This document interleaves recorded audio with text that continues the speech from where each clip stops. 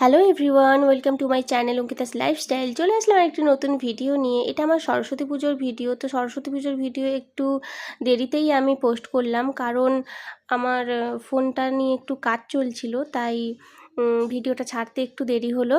তো দেখো, সকাল সকাল আমার হাজব্যান্ড গাছে জল দিচ্ছে, যা তার ডেলি ডিউটি।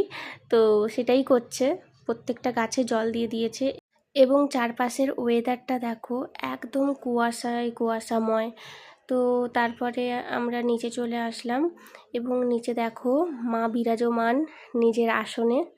তো চলো নিচে যাওয়া যাক, বাকিরা কি করছে দেখে আসি। তো নিচে এসে দেখি আমার দুই বোন এসেছে পুষ্পাঞ্জলি দেওয়ার জন্য, এবং আমাদের ঘরে পুচকেটাকে দেখো ওদের সঙ্গে খেলতে বসে গেছে লুডো। তো তারপরে আমরা সকলে পুষ্পাঞ্জলি দিতে বসলাম স্নান টান করে। আর আমাদের ছোট্ট সরস্বতীকে দেখো কেমন লাগছে অবশ্যই কমেন্টে বলো। আর ও তো মন্ত্র পড়তেও এখন শিখে গেছে, অনেক বড় হয়ে গেছে।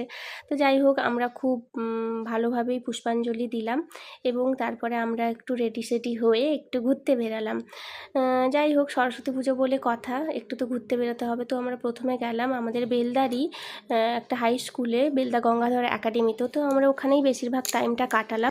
আর চারিদিকে দেখো কত সরস্বতী, সঙ্গে গণেশেরাও আছে।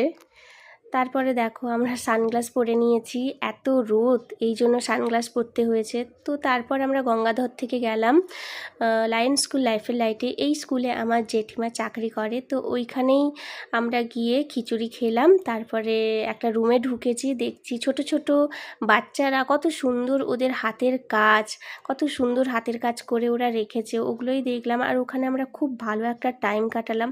তারপর আর বেশি কোথাও যাইনি, আমরা বাড়ি চলে গেলাম, কারণ আমার বোনের শরীরটা খুব একটা ভালো নেই, তাই ওকে নিয়ে আর বেশি ঘুরলাম না। তো দুই বোনকে ছেড়ে আমি আর আমার দিদিভাই মিলে বাড়ি ফিরলাম। তো আজকের ভিডিও এই পর্যন্তই। কেমন লাগলো অবশ্যই কমেন্টে জানিও। টাটা।